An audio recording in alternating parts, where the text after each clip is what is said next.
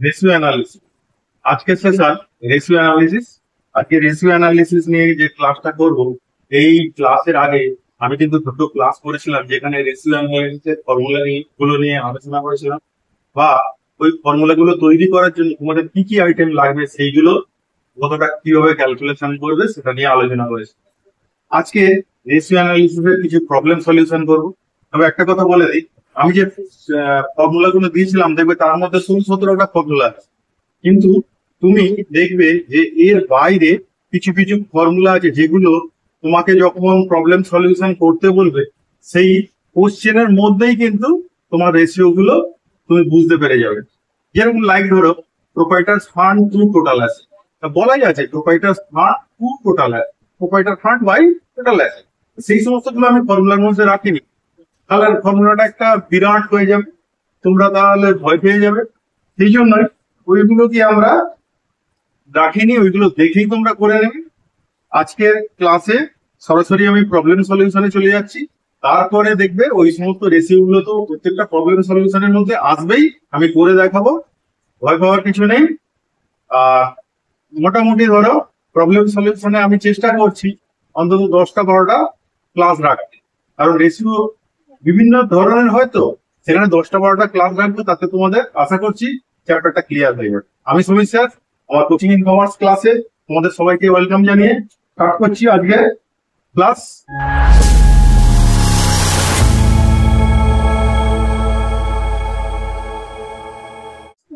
আজকের ক্লাসে আমি একটা প্রবলেম পড়ে তোমাকে শোনাচ্ছি, তোমরা স্ক্রিনে দেখতে পাবে, এটাকে সলিউশন করবে।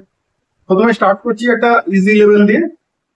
দেখ, এখানে বলেছে from the following information calculate current ratio and acid test ratio from the following.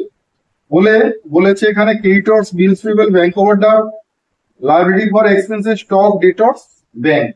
এর ব্যালেন্স গুলো সমস্ত দেওয়া আছে, অ্যামাউন্ট গুলো বললাম না, অ্যামাউন্ট গুলো তোমরা করছি সেখানে দেখতে পাবো। দেখো এখানে আমাদের যদি কারেন্ট রেশিও করতে বলে, তাহলে প্রথমে বের করতে হবে আমাদের কারেন্ট অ্যাসেট গুলো কি কি আছে আর কারেন্ট লায়াবিলিটি গুলো কি কি আছে, সেটা বের করে নিতে হবে।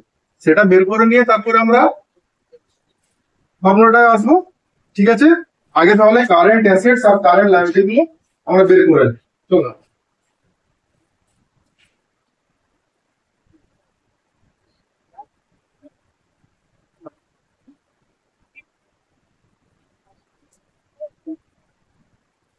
কারেন্ট অ্যাসেটস এখানে পাচ্ছি স্টক ডেটর্স ব্যাংক, তাহলে তিনটে লিখে নি।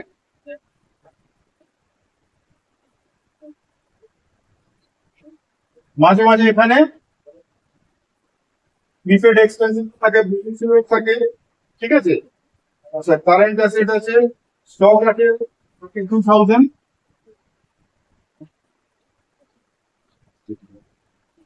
ডেটর্স আছে 28,000, আর ব্যাংক আছে 10,000।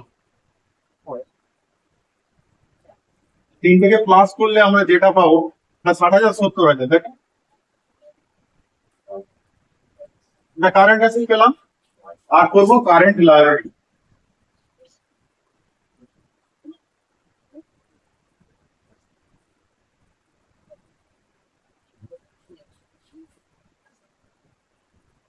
কারেন্ট লায়াবিলিটিসে আমরা এখানে পাচ্ছি ই ক্রস বিলস পেবল ব্যাংক ওভারড্রাফট আর আউটস্ট্যান্ডিং এক্সপেন্সেস।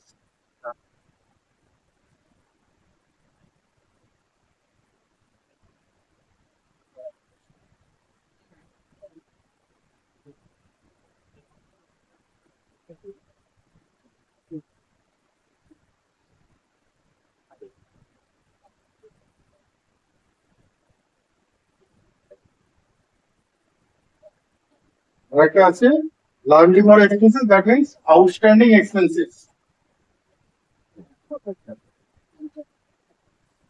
দেখো চারটের অ্যামাউন্ট দেওয়া আছে 20,000, 2,000, 8,000, 5,000। 20,000, 2,000, 8,000, 5,000।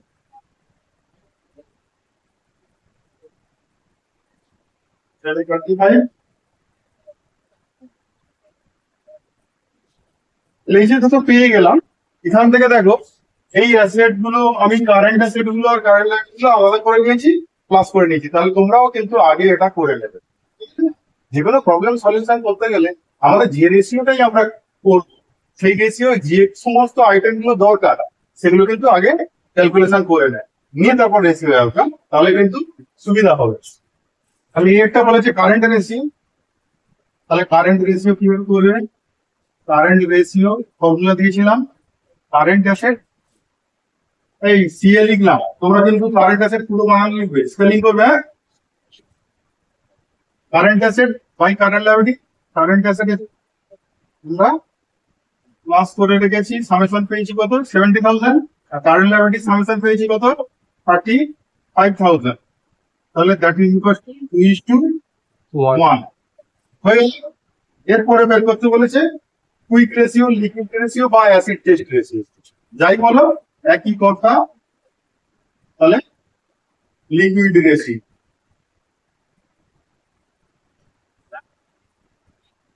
লিকুইড রেশিওর ফর্মুলা হচ্ছে liquid asset by liquid liability.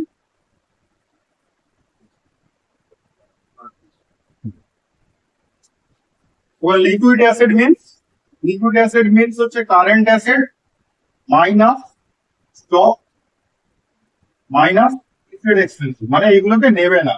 Current asset করার পর লিকুইড অ্যাসেট যদি একটা ওয়ার্কিং করো, তার মধ্যে আমরা কি করবো, স্টকটাকে নেবো না, লিকুইড এক্সপেন্সিভটা নিয়ে নেবো না, তাহলেই হবে। আর নিয়ে ফেলেছি যখন, আপনাকে মাইনাস করে দেবে, তাহলে প্রিপেড এক্সপেন্সেস এটাকেও মাইনাস করবে।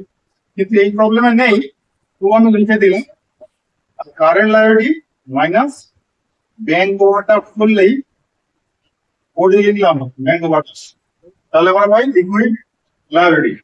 তাহলে এখানে কারেন্ট অ্যাসেট ছিল আমাদের 70,000, তার মধ্যে স্টক ছিল দেখো কত, স্টক ছিল 32,000, মাইনাস করে দিই। আর প্রিপেড এক্সপেন্সেস নেই, লিখতে হবে না, এটা 35,000 কারেন্ট লায়াবিলিটি। আপনি মাইনাস করবো কত, দেখো মাইনাস করছি এখানে ব্যাংক ওভারড্রাফট, দ্যাট ইজ 8,000। তাহলে যদি মাইনাস করি আমরা কোনটা পাচ্ছি কত 38, তাই তো 38 ডিভাইড বাই 27 করলে কত হচ্ছে 1.407 তা হচ্ছে 1.407 407 ইন্টু 1 বলি, ঠিক আছে। তাহলে হয়ে গেল। তাহলে এগুলো সিম্পল অঙ্ক, সিম্পল সমস্ত কিছু দেওয়া আছে, তুমি সরাসরি এখান থেকে বের করবে, ঠিক আছে। দেখো এরপরে আর একটা প্রবলেম করে দিচ্ছি, আরো একটা প্রবলেম একটু এই লেভেলেরই অঙ্ক, মানে একটু অ্যাডভান্স লেভেল, ঠিক আছে। দেখো এরকম একটা প্রবলেম আছে, এখানে বলেছে লিকুইড রেশিও বলে দিয়েছে, কারেন্ট রেশিও বলে দিয়েছে, ওয়ার্কিং ক্যাপিটাল বলে দিয়েছে, এই তিনটে আইটেম বলেছে। ওখান থেকে বলেছে from the following information determine the current asset and current liability and stock. তাহলে কারেন্ট অ্যাসেট, কারেন্ট লায়াবিলিটি আর স্টক বের করতে হবে, যেখানে কারেন্ট রেশিও বলা আছে, লিকুইড রেশিও বলা আছে, ওয়ার্কিং ক্যাপিটাল বলা। তাহলে সরাসরি কোনো আইটেম তোমাকে দেয়নি, তাহলে এখান থেকে তোমাকে কারেন্ট অ্যাসেট, কারেন্ট লায়াবিলিটি কতটা বের করতে হবে। তাহলে দেখো কিভাবে করি। কারেন্ট রেশিও এখানে বলে দিয়েছে 2:1 আর ওয়ার্কিং ক্যাপিটাল বলা আছে 8,000। এই দুটো সলিউশন করে আমরা কিন্তু কারেন্ট অ্যাসেট, কারেন্ট লায়াবিলিটি বের করব। তাহলে চলো, কারেন্ট রেশিও বলে দিয়েছে 2:1, তাহলে আমরা যদি দেখি কারেন্ট রেশিও,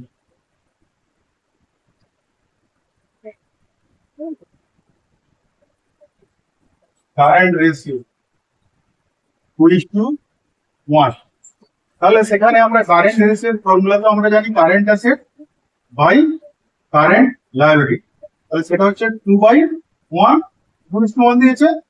তাহলে সেখান থেকে আমরা বলতে পারি না যে কারেন্ট অ্যাসেটস সমান 2 ইনটু কারেন্ট লায়াবিলিটি, সেটা পেলাম। আবার বলেছে ওয়ার্কিং ক্যাপিটাল, দেখো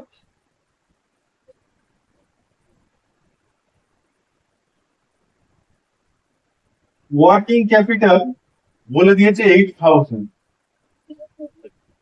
ওয়ার্কিং ক্যাপিটাল মানে আমরা তো জানি current asset minus current liability that is equal to কত 8000। আচ্ছা আমি কারেন্ট অ্যাসেটকে সিএ লিখছি, তোমরা কিন্তু এক্সামে ফুল ফর্ম লিখবে কারেন্ট অ্যাসেট স্পেলিং করে লিখবে, হ্যাঁ? তোমরা এক্সামে জানো এরকম সিএ লিখো না, তাহলে মার্কস কিন্তু ডিফেক্ট করবে। তোমরা কারেন্ট অ্যাসেট, আমরা কারেন্ট অ্যাসেটের জায়গায় বসতে পারি না, কারেন্ট অ্যাসেটের মান তো 2 ইনটু কারেন্ট লায়াবিলিটি, তাহলে এখানে কারেন্ট অ্যাসেটের জায়গায় বসিয়ে দিই 2 into current liability minus current liability equal to কত 8000। তাহলে এখান থেকে দুটো কারেন্ট লায়াবিলিটি থেকে একটা কারেন্ট লায়াবিলিটি বাদ দিলে কারেন্ট লায়াবিলিটি ইকুয়াল টু 8000 বেরিয়ে গেল, আর এগুলো সব অর দিয়ে দেবে, ঠিক আছে? এরপরে দেখো কারেন্ট লায়াবিলিটি যখন পেয়ে গেলাম তাহলে কারেন্ট অ্যাসেটও তো পেয়ে যাবো, তাহলে এখান থেকে 3 নম্বর করি কারেন্ট অ্যাসেটস ইকুয়াল টু আমরা বলেছিলাম কি 2 ইনটু কারেন্ট লায়াবিলিটি, তাহলে 2 ইনটু 8000, তাহলে কারেন্ট লায়াবিলিটি কত, সরি কারেন্ট অ্যাসেট হচ্ছে 16000। ঠিক আছে, এখান থেকে আর একটা রেশিও বলে দিয়েছে লিকুইড রেশিও। লিকুইড রেশিওটা বলেছিলাম 1.25:1। তাহলে চলো 4 নম্বর লিকুইড রেশিও বলে দিয়েছে, লিকুইড রেশিও কত 1.25:1। লিকুইড রেশিও মানে আমরা কি জানি, লিকুইড অ্যাসেট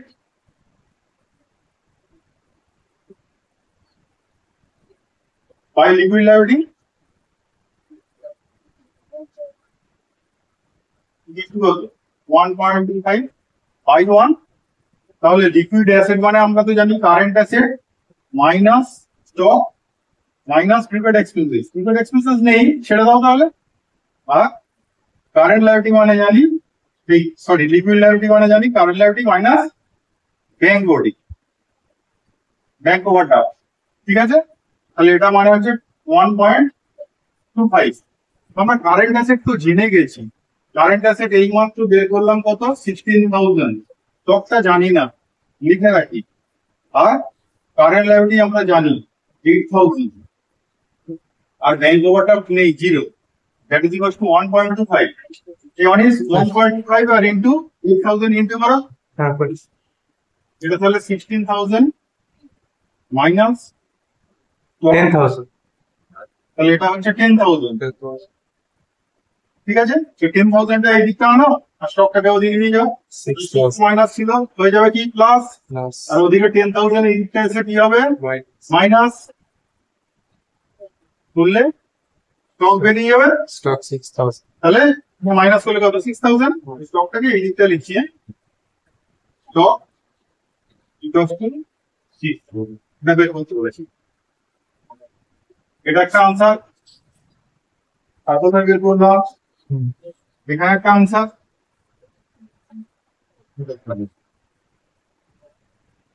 হলো।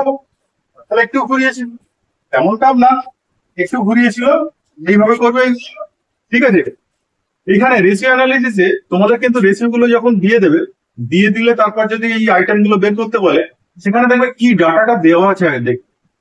এখানে যেরকম এই প্রবলেমটা ছোট প্রবলেম, কোনো তেমন সমস্যা হতো না, তোমার ধরো বড় প্রবলেমের মধ্যে তোমার ডাটা কি দেওয়া আছে সেটাকে দেখে তোমাকে এগোতে হবে। এখানে ওয়ার্কিং ক্যাপিটাল বলেছিল, আমরা ওয়ার্কিং ক্যাপিটাল থেকে এগিয়ে গেলাম, আর কারেন্ট অ্যাসেট কারেন্ট রেশিও দেওয়া ছিল, এখানে কারেন্ট অ্যাসেট আর কারেন্ট লায়াবিলিটির একটা রিলেশন থেকে আমরা একটা ইকুয়েশন তৈরি করে নিলাম, সেই ইকুয়েশনটা পরবর্তী সময় ওয়ার্কিং ক্যাপিটাল আমরা কারেন্ট অ্যাসেটের জায়গায় সেখানে পুট করেছি, পুট করতে আমাদের ইজিভাবে কারেন্ট লায়াবিলিটি বেরিয়ে এসেছে। ঠিক আছে, বড় প্রবলেম যখন থাকবে, বড় প্রবলেমে কিন্তু কিছু আইটেম দেওয়া আছে আগে থেকে, যেগুলো দেওয়া আছে আমরা তাহলে চেষ্টা করবো সেইগুলো রিলেটেড যে রেশিও গুলো আছে সেইগুলো নিয়ে এগিয়ে যেতে। ঠিক আছে, তাহলে স্টার্টিংটা কিন্তু ঠিক করে করতে হবে, স্টার্টিংটা কিন্তু ভুল হয়ে গেলে হবে না। ঠিক আছে, তাহলে আজকের ক্লাস এই পর্যন্তই, পরের ক্লাসে আবার রেশিও প্রবলেম সলিউশন নিয়ে আসছি, পরের ক্লাসে আবার দেখা হচ্ছে।